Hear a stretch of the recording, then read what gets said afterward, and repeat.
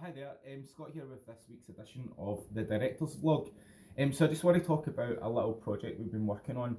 A client came to us and they had advice off various different people. So they had an earthworks contractor that went to site and gave them a bit of advice. They had some concepts drawn up by a geotech for their house site, and they also they were talking to some people that do relocatable homes.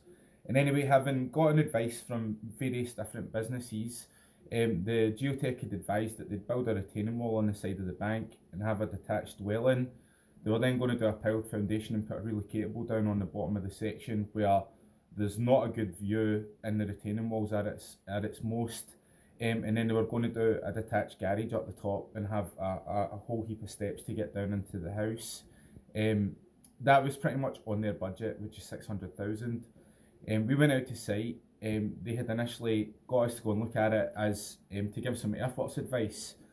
And anyway, long story short, by using a basement wall design braced off a concrete first floor, they were able to get an internal access garage with a larger house built on top, being able to build up and utilise the views, and then get some parking area with entry into the first level of the house.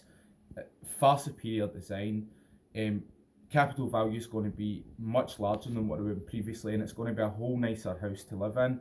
So anyway, long story short, if you're looking for some advice, you want to go to someone that doesn't have a vested interest in one aspect of the job. For us, because we do everything, we don't need to try and sell a particular thing. Really the advice is just to give you the best solution for your site. So obviously got a bit of structural engineering experience, having done a civils degree.